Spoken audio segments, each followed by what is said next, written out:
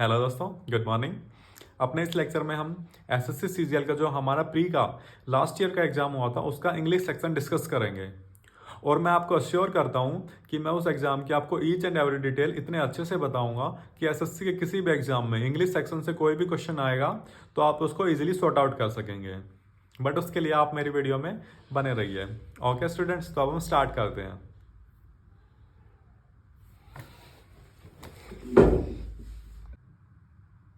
Okay दोस्तों, तो हमारा जो फर्स्ट क्वेश्चन है, ये जो एक ईडियम दी गई है हमको इसका मतलब बताना है। ठीक है, ईडियम है हमारा to prime the pump.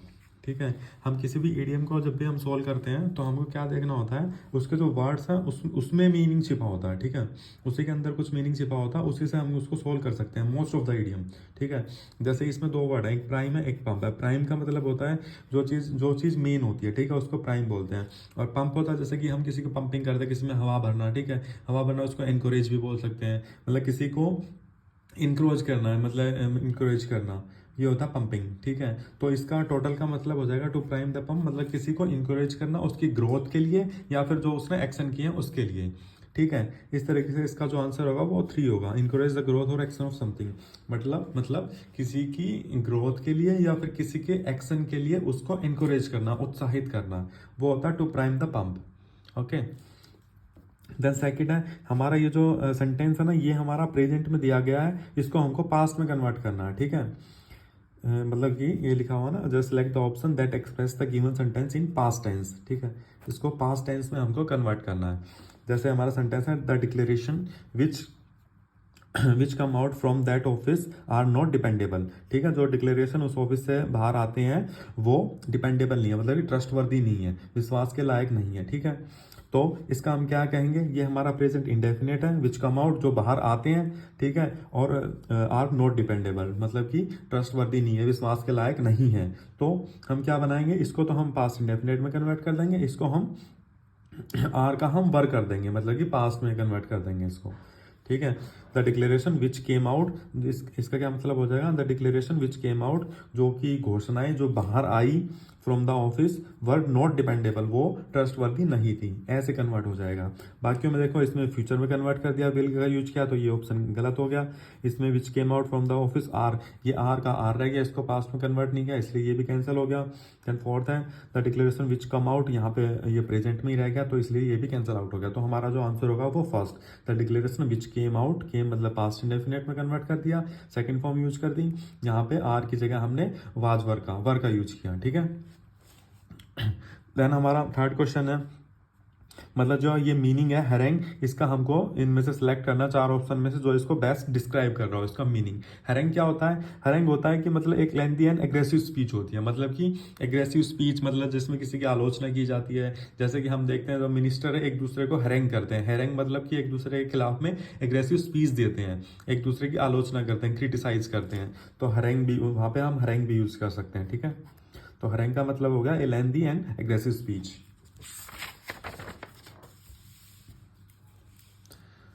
Then हमारा फोर्थ क्वेश्चन है, they have disposed all the books. ठीक है, उन्होंने सारी बुक्स को डिस्पोज कर दिया। डिस्पोज के साथ में प्रीपोजिशन जो यूज होती है वो होती है ऑफ। तो जैसे हम डिस्पोज के साथ में डिस्पोज्ड ऑफ का यूज कर देते हैं, तो इसका मतलब होता है कि इस चीज का निपटान कर देना, मतलब कि उस चीज से छुटकारा पा लेना या फिर उसका निपटान कर देना। ठीक है, वो होता है डिस्पोज्ड ऑफ। ठीक है, तो दे have disposed of all the books, मतलब उन्होंने सारी बुक्स का निपटान कर दिया, निपटारा पा लिया उनसे। ठीक है, मतलब कि उन्होंने या तो सारी ओल्ड बुक्स को बेच दिया है या फिर किसी को दे दिया है। तो इसका करेक्ट ऑप्शन हो जाएगा ऑप्शन नंबर 3, डिस्पोज्ड ऑफ। ठीक है, देन हमारा फिफ्थ क्वेश्चन है, a detail description of a series of real or fictional event taking place over a long period of time. उसको क्या बोलते हैं, मतलब जैसे कोई इवेंट है वो या तो रियल है या फिर फिक्शनल है, मतलब ये काल्पनिक है, वो लॉन्ग पीरियड ऑफ टाइम के लिए चले जा रहे हैं, उसका डिटेल डिस्क्रिप्शन, उसको मतलब कि डिटेल में उसका वर्णन करना। मतलब कोई इवेंट है वो लॉन्ग पीरियड ऑफ टाइम के लिए चल रहा है, मतलब लंबे समय से चल रहा कोई ऐसा इवेंट जो रियल भी हो सकता है या फिर काल्पनिक हो सकता है। ठीक है, उसका डिटेल में वर्णन करना, उसको क्या बोलते हैं, सागा। ठीक है, तो इसका हमको याद करना है, ये सागा क्या होता है, मतलब कि एक डिटेल डिस्क्रिप्शन होता है कुछ इवेंट का जो कि काफी लंबे समय से चल रहे हो, वो रियल भी हो सकते हैं और काल्पनिक हो सकते हैं। ठीक है, बाकी जो ऑप्शन है, केस स्टडी क्या होता है, मतलब किसी केस की स्टडी करना। जनरल क्या होता है, जनरल जो होती है जो दैनिक पत्रिका होती है, जैसे कि न्यूज़पेपर, जो अपने न्यूज को रिटर्न करते हैं वो जनरल में रिटर्न करते हैं, ठीक है, पत्रिका में रिटर्न करते हैं। विटनेस होता है किसी का गवाह बनना, ठीक है, गवाह जो होता है उसको विटनेस बोलते हैं। तो इसका करेक्ट आंसर है वो है ऑप्शन नंबर 2, ठीक है। देन हमारा क्वेश्चन है क्वेश्चन नंबर 6। ये जो सेंटेंस दिया हुआ है इसमें एक मिसस्पेल्ड वर्ड है जो कि ठीक नहीं है, ठीक है। जो जो इनकरेक्टली स्पेल्ड वर्ड है उसको हमको छांटना और उसकी करेक्ट स्पेलिंग का वाला ऑप्शन हमको सिलेक्ट करना, मतलब कि जो भी मिसस्पेल्ड वर्ड है इस सेंटेंस में वो छांट के उसकी क्या सही स्पेलिंग है वो वाला ऑप्शन हमको सिलेक्ट करना है, ठीक है। तो ये लास्ट में students are mysterious by nature, तो यहाँ पे मिस्टीरियस की स्पेलिंग गलत है, मिस्ट्रेस लिखा हुआ यहाँ पे, ठीक है। मिस्टीरियस क्या होता है, जो कि अनोखा होता है, काफी मतलब यूनिक होता है, ठीक है, उसको बोलते हैं मिस्टीरियस। तो मिस्टीरियस की स्पेलिंग क्या होती है,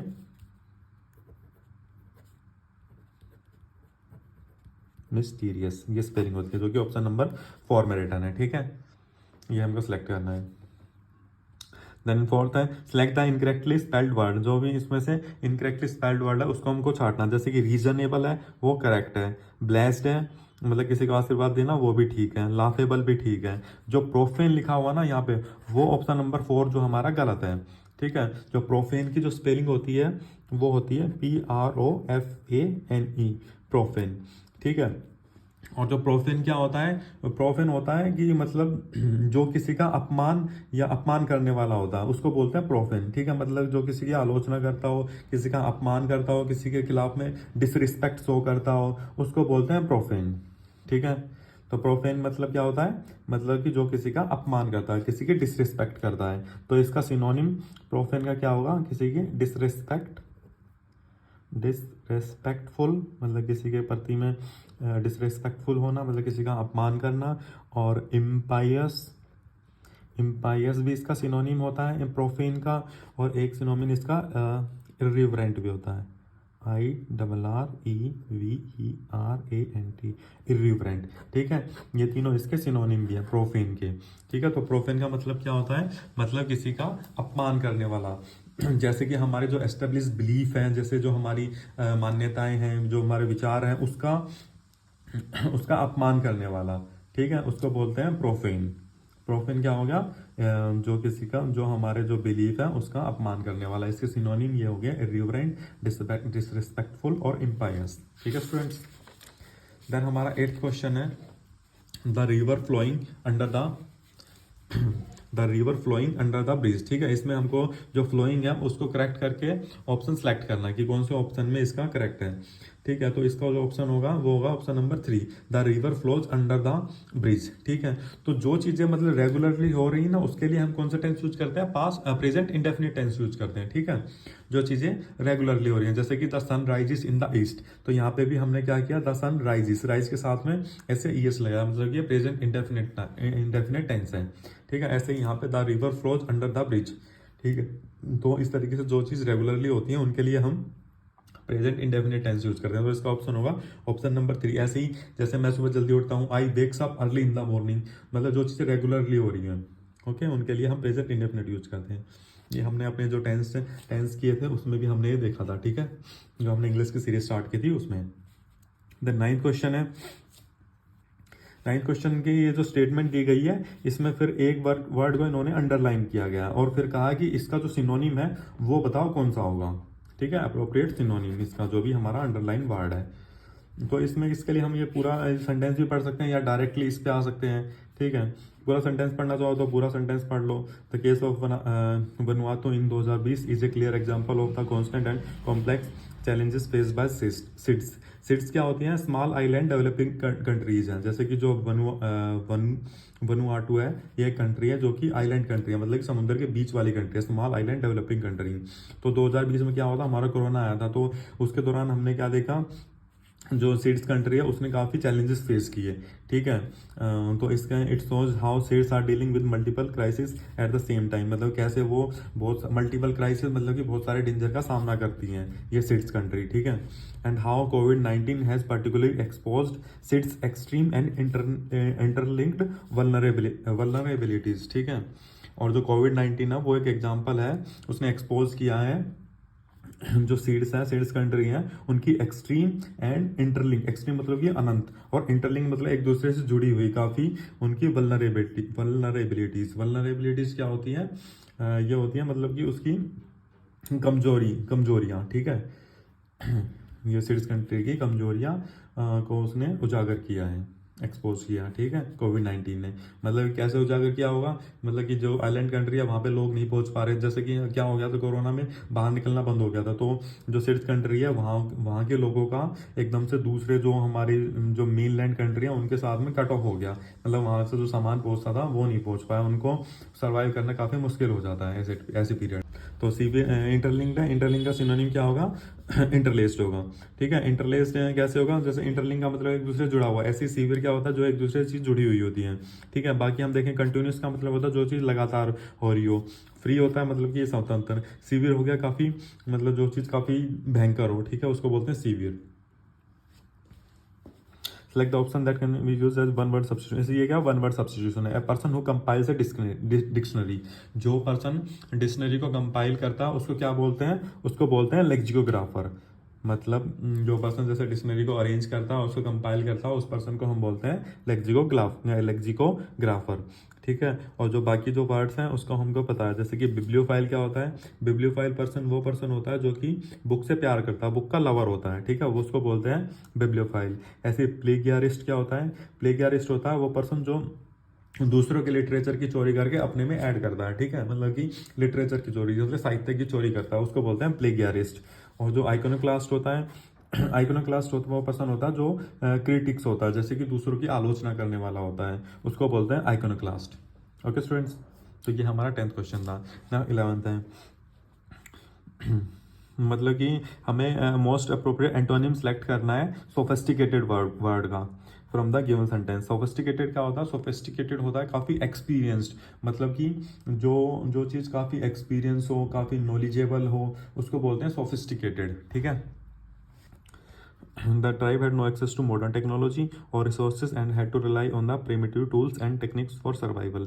मतलब कि जो ट्राइब है उसके पास में मॉडर्न टेक्नोलॉजी नहीं थी और ना ही रिसोर्सेज थे, और उनको रिलाई ऑन का मतलब होता है डिपेंड होना, रिलाई ऑन डिपेंड करना पड़ रहा था प्रीमिटिव टूल्स। प्रीमिटिव मतलब कि जो कि प्राइमरी, जो कि एंशिएंट जो चीज़ें होती थी या फिर जो बिल्कुल एकदम नई चीज़ें होती हैं, ठीक है, उनको बोलते हैं primitive tools. And techniques for survival, survival मतलब अपने जीवन यापन के लिए उनको इन चीज़ों पे डिपेंड करना पड़ता था, क्योंकि उनके पास मॉडर्न टेक्नोलॉजी नहीं होती। सोफिस्टिकेटेड क्या होती है, जो चीज़ काफ़ी एक्सपीरियंस्ड हो और जो काफ़ी नॉलेजेबल हो, और जो प्रीमिटिव क्या होती है, काफ़ी प्राइमरी हो, काफ़ी एंशिएंट हो, पुरानी हो, उसको बोलते हैं प्रीमिटिव। तो इसका जो एंटोनिम होगा वो प्रीमिटिव होगा, ठीक है। नेक्स्ट क्वेश्चन 12th में क्या कहता है कि मतलब कि ऐसा ऑप्शन सेलेक्ट करो जो कि जो अंडरलाइन सेगमेंट है उसको सब्स्टिट्यूट कर सके, ठीक है। तो हमारा जो वर्ड है वो है बिवेयर ऑफ। बिवेयर ऑफ मतलब होता है अनजान होना किसी चीज़ से, ठीक है, बट यहाँ पे लगेगा the management is not aware of this fact, मतलब कि इस फैक्ट से अनजान था, ठीक है। तो अवेयर ऑफ क्या होता है, अवेयर ऑफ का मतलब होता है किसी चीज़ का जानकारी होना, ठीक है। नॉट अवेयर ऑफ मतलब यहाँ पे अनजान हो गया, यहाँ पे अनजान लगेगा, ठीक है। तो यहाँ पे जो इसको सब्स्टिट्यूट करेगा वो करेगा aware of, the management is not aware of this fact, ठीक है। बिवेयर ऑफ का मतलब होता है और सावधान, जैसे कि बिवेयर ऑफ डॉग्स, कुत्तों से सावधान रहे, ठीक है, इस तरीके से बिवेयर ऑफ का यूज होता है। और अवेयर ऑफ का मतलब किसी चीज़ का जानकार होना, बट यहाँ पे नोट लगा हुआ है तो मतलब कि अनजान, the management is not aware of this fact. Then है हमारा passive voice, she is laughing at me, ठीक है। तो इसमें हमने हमने पैसिव वॉइस अपनी सीरीज में पढ़े थे लेक्चर नंबर 2 में। तो पैसिव वॉइस में क्या होता है, ऑब्जेक्ट का सब्जेक्ट बनता है, फिर जैसे ये प्रेजेंट कंटिन्यूअस टेंस है, प्रेजेंट कंटिन्यूअस टेंस में EJMR के साथ में बीइंग लगता है, फिर वर्ब की थर्ड फॉर्म लगती है। जैसे पहले मी का हम सब्जेक्ट बनाएंगे आई, देन आई के साथ में जो हेल्पिंग वर्ब लगती है एम लगती है, उसके साथ में बीइंग लगेगा, फिर वर्ब की थर्ड फॉर्म, वर्ब क्या है यहाँ पे लाफिंग है, लाफ्ड। फिर उसके बाद जो हमारा सब्जेक्ट है उसका ऑब्जेक्ट बनाएंगे हम विद प्रोपोजिशन बाय हर, और लाफ के साथ में प्रीपोजिशन एक लगती है लाफ्ड एट, ठीक है, लाफ्ड एट। ये कुछ ऐसे वर्ड से भी हमने देखा था कि जिनके साथ में फिक्स प्रीपोजिशन लगती है, तभी उनका मीनिंग बनता है, I am being laughed eight bye her. Next question है हमारा according he was uncomfortable at the sport event. हमको इसका अंडरलाइन वर्ड का एंटोनिम सेलेक्ट करना है। अनकंफर्टेबल क्या होता है, मतलब कि जो चीज़ आरामदायक ना हो, ठीक है, मतलब कि ऑकवर्ड सी सिचुएशन में थी या फिर मतलब झिझक में थी। He was uncomfortable at the sport event. वो जो पर्सन था वो स्पोर्ट इवेंट पे अनकंफर्टेबल था, मतलब कि वो नर्वस था, ठीक है। तो इसका एंटोनिम क्या होगा, ईजफुल। ईजफुल मतलब कि आरामदायक स्थिति में था। बाकी जो है डिफिकल्ट मतलब होता है मुश्किल, ऑकवर्ड होता है अजीब सी सिचुएशन में, जो कि इसका सिनोनिम टाइप है। और ट्रबलसम भी इसका सिनोनिम है। ट्रबलसम भी वही होता है कि ऑकवर्ड सी सिचुएशन में होना। नेक्स्ट क्वेश्चन है हमको इसका पैसिव वॉइस सिलेक्ट करना है। The audience loved her performance, ठीक है। तो इसमें हमारा जो ऑब्जेक्ट है उसका सब्जेक्ट बनाएंगे हर परफॉर्मेंस। देन ये हमारा पास्ट इंडेफिनेट है। पास्ट इंडेफिनेट के साथ पास्ट इंडेफिनेट का जब पैसिव वॉइस बनाएंगे तो वाज वर्ब का यूज होगा प्लस में वर्ब की थर्ड फॉर्म। तो द हर परफॉर्मेंस, देन इसके साथ में वर्ब लगेगी वाज, देन वर्ब की थर्ड फॉर्म लाउड, देन जो हमारा सब्जेक्ट है उसका ऑब्जेक्ट बनाएंगे बाय द ऑडियंस। ओके दोस्तों, तो हमने इस लेक्चर में 15 क्वेश्चन किए हैं। आई होप आपको अच्छे से समझ में आया। अगर आपको अच्छे से समझ में आया तो प्लीज़ मेरी वीडियो को लाइक और सब्सक्राइब कीजिए, ताकि आप मेरे साथ बने रहें। और नेक्स्ट लेक्चर में हम 10 क्वेश्चन और करेंगे इसी एग्जाम की। Thank you.